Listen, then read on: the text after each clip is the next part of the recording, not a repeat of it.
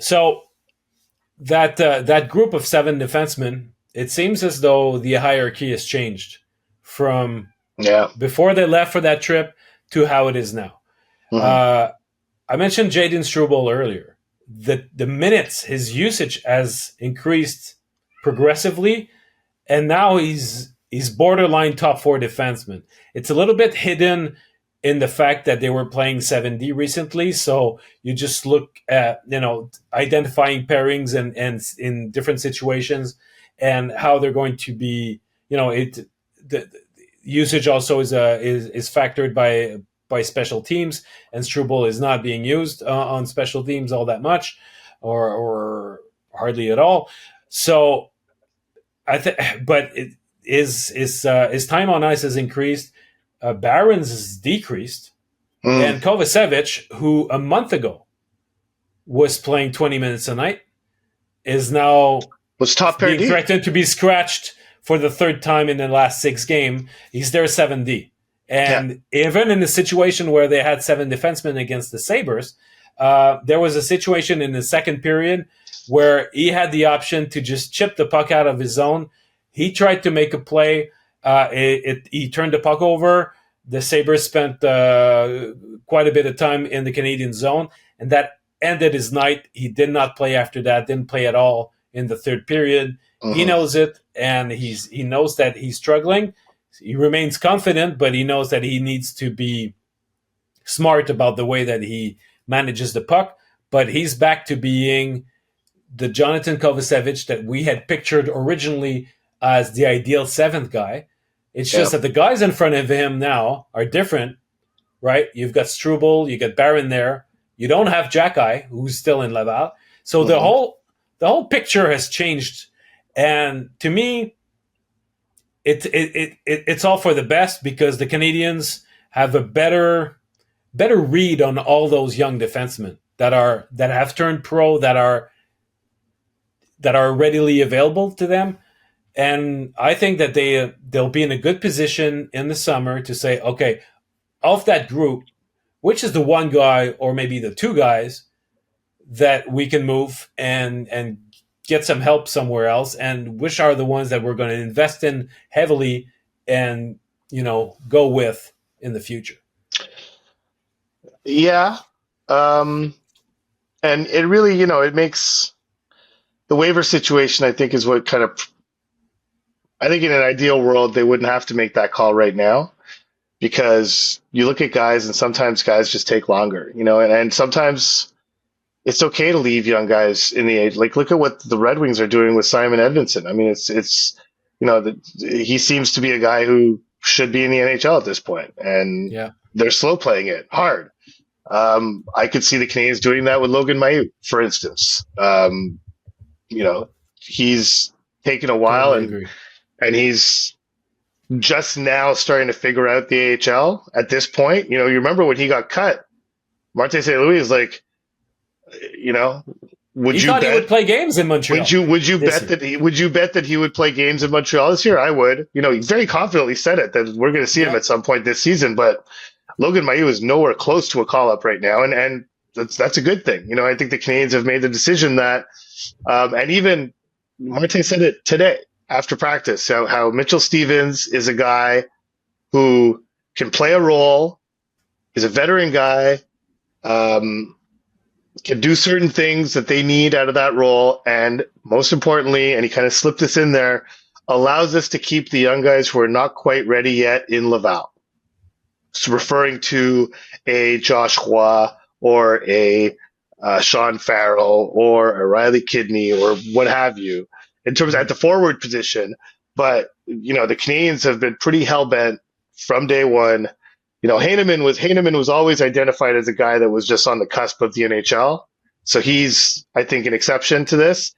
But and I think Norlinder is that guy, maybe on defense if he's warranting a call up, which I don't know if he is right now. But I think he would be that guy that they'd be comfortable bringing him up and having him on the fringes of the lineup or playing like limited minutes or if they had to. But guys like Roy, Kidney, Farrell, Mailloux,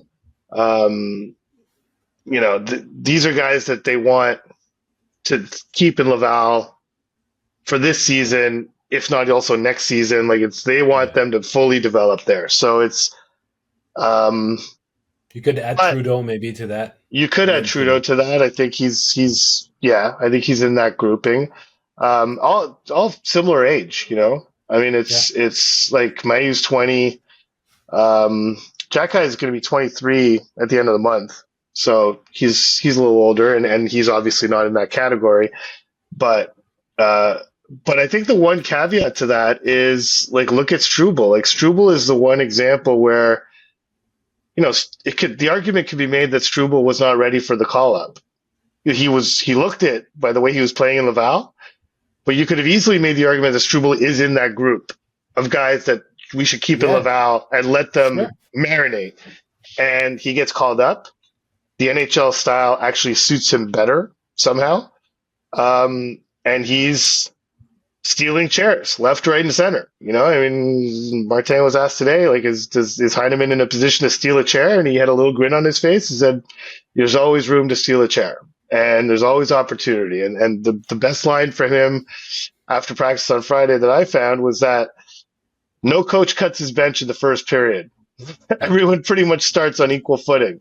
It's up to you to force me to put you out there more. And so, it's an interesting opportunity for Heineman, but on defense, that's what Struble did, is literally that.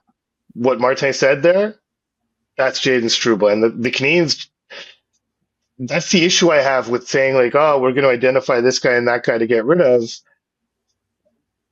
They could have identified, honestly, like 2 years ago, they could have identified Jaden Struble as a guy they could have traded. Did not look like an NHL prospect in his junior year in Northeastern, let's say. And it would have been but you need to test those guys.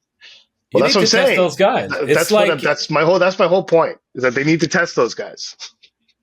It's like saying, "Oh, let's trade Lane Hudson while he's got the highest value," because you'll see once he reaches the NHL, he won't be the same. Well, they'll want to make sure of that before they do anything with him or with Reinbacher. You want. But I think that same principle applies to like Jordan Harris. That same principle applies to Jonathan Kovacevic. It doesn't. I still feel, even though Kovacevic is older, I'd maybe not apply to him as much, but like Jordan Harris to me is the perfect example. Like, I don't know what he can be. I don't think you know what he can be. I'm not sure the Canadiens know what he can be. They should find out first, is what I'm saying. It's like, that's the point I'm trying to make in a very long-winded kind of way, is that that's not your style. No, that's it. But they need to find out first. And so as long as they can push this, like, yes, like if you lose Gustav Lindstrom, then not the end of the world, right? And even Kovacevic, to some extent, as great a guy as he is, and as unique a player, like, a guy who's 6'5" and weighs 220 or whatever he does, and has kind of the tools that he has, is a valuable guy. Especially if you fashion yourself a playoff team. It's like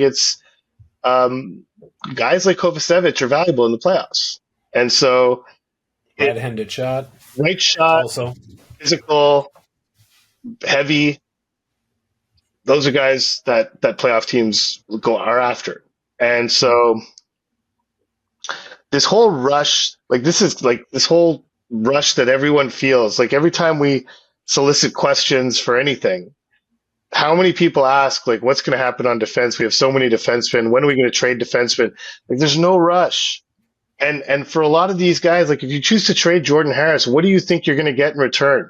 Because if the Canadiens don't know what he's going to be, I can sure as hell tell you that the Anaheim Ducks don't know what he's going to be, or the Colorado Avalanche don't know what he's going to be. Like, they might have some idea, but no one knows better than the Canadiens, and it's worth letting it play out. I mean, the risk is that he loses some trade value in the process, but I don't know. Yeah. I think that they're starting to know more about those players, because they've got a sample size now.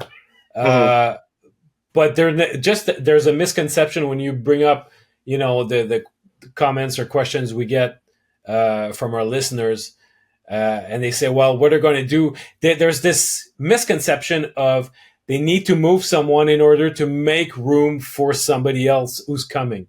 Yeah. There's never a room that's a place that's given to somebody, and you trade somebody else so that the newly arrived king can sit on his throne.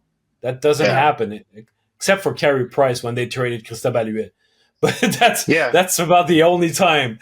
Generally speaking, on a day-to-day basis, that's not what happens. You know, the new kid, yeah, great. You come, you know, with full fanfare, and everybody says great things about you. Now show us on the NHL level Well, what you can do, remember and steal the chairs. Well, remember the last time management tried to force feed a young player on their coach? Yeah, It's Tom Farrell last year. the most entertaining part of last season was that. So yeah, it's not, you can't, not everyone's Carlos Pena. It's just to again make a Okay, Moneyball you have reference. to explain that one. Yeah, explain that one, please. Because where Billy Bean traded Carlos Pena because Art Howe would not play Scott Hadberg at first base. So what he did is he traded his regular first baseman and said, "Now you got to play Scott Hadberg at first base." So that doesn't happen in real life. That made for a good scene in the movie, and that actually did happen in real life. But generally, general managers don't behave that way. And so, by the end of the season, both David Reinbacher and Lane Hudson could potentially be in the greater Montreal area, let's say, if not in Montreal, but they could be somewhere in Laval or in Montreal, and they're going to get added to the mix, and everyone, everyone's aware of it. And you know what? Like, listen, we were both in Laval on Tuesday, had a chance to speak to Jack High, and I spoke to Mayu about this, and he had what I thought was a really good quote. Like, I'm going to read it because in case you didn't read my story, which came out on Thursday, but his quote I thought was really mature. And so he said, that's how we're going to get the best product on the ice. It's by pushing each other in practice every day. He said, that's how the league works. That's how hockey works. There's guys coming and fighting for jobs. You've got to take a job at the end of the day if you want to play in the NHL. And once you take that job, there's another guy coming behind you that wants to take it as well. So he knows that there's going to be a lot of competition for seats in the NHL. He knows that the Canadiens are overloaded on defense. He's like, bring it on. Like, I am ready for that. I want to go and earn my spot. And if it's harder to get there, that'll only make us better. That's the attitude that everyone has to have. Like, it's on. When Reinbacher and Hudson get into the organization, with Jack High doing what he's doing in Laval, and I think, our conversation with him, we spoke to him for like 15 minutes, just the three of us, and he was clear-minded for the first time all season, probably, where I thought his perspective on what he's being asked to do in Laval, but having the assurance that management told him, you are a part of our future, you're a part of what we're trying to build here, but we need you to work on these things, has given him that clarity, and so the Canadiens have, according to Arbor Jackai, sounds like they've kind of identified him as a core piece. Why? Because of what we just mentioned with Kovacevic earlier, is that he is exactly the type of guy that teams that have playoff success can lean on. Big, mean, skilled guy who can move. They're rare. And I think he has a perfect understanding of his path and his situation. And in that sense, the Waze quote from Martin Saint-Louis regarding Slavkovsky perfectly applies to Jackai in Laval also. Yeah. Should we tell our listeners what the Waze quote was? I could paraphrase it. Because we never brought it. I remember we recorded an episode, and I think that Marty had said it like the day before or that very same morning. Yeah, we never brought it up. We never brought it up. But listen, most people know what but basically paraphrasing, Marty one day said, "Hey, do you use Waze?" So when Waze says it's going to take 35 minutes or X number of minutes to get somewhere, and then you start driving and an accident happens and a traffic jam pops up, what do? Do you turn around and you go home? Or do you find another way to get there? Waze is going to find you another way to get there. And eventually you wind up getting there. You might not take the path that Waze laid out for you at the beginning, but you get there and you get through the obstacles along the way. So that was basically the analogy he used for Slavkovsky. But yeah, you're right. It applies to all sorts of different people. And right now, Jack is dealing with an unexpected traffic jam and dealing with it quite well. Just to be clear, like it's that conversation, he felt really good in his skin. And when he got to Laval, he did not seem like a guy who was good in his skin. He was shaken. He was shaken, and he admitted it.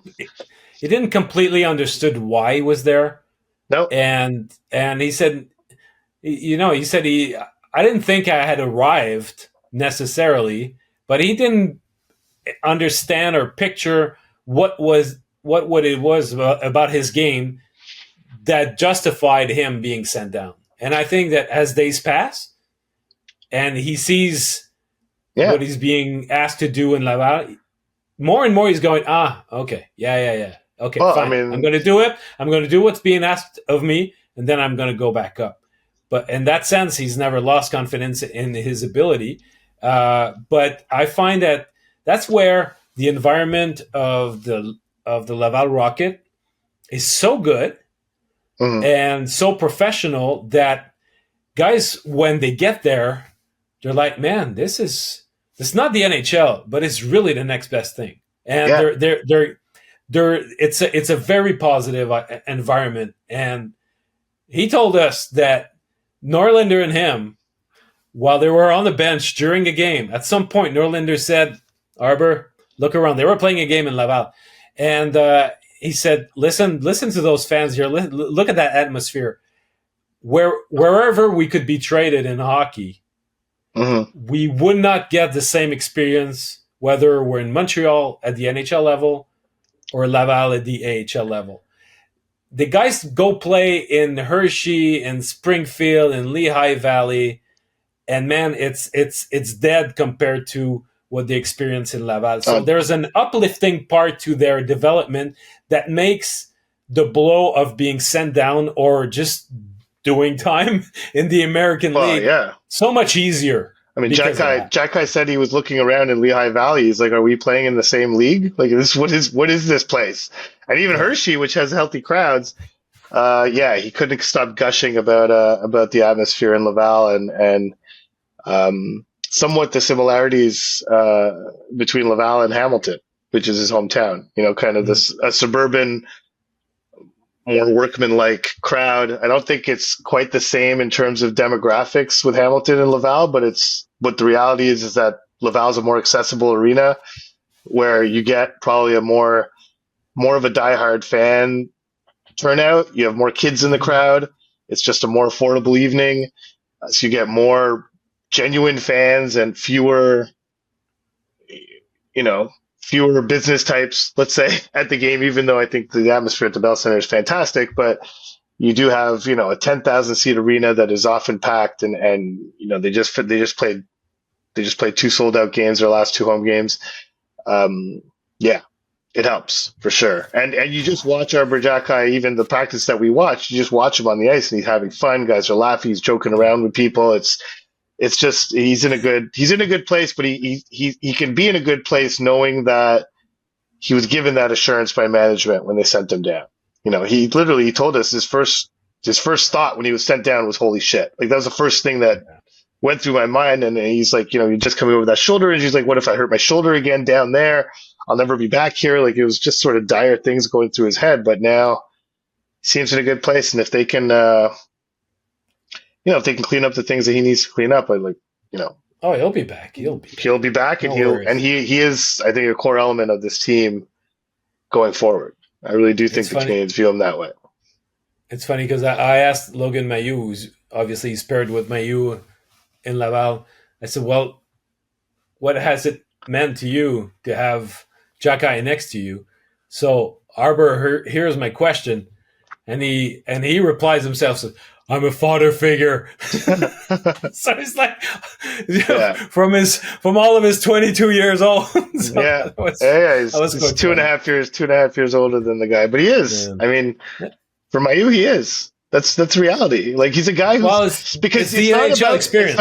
It's not about being 22. He's been in the show.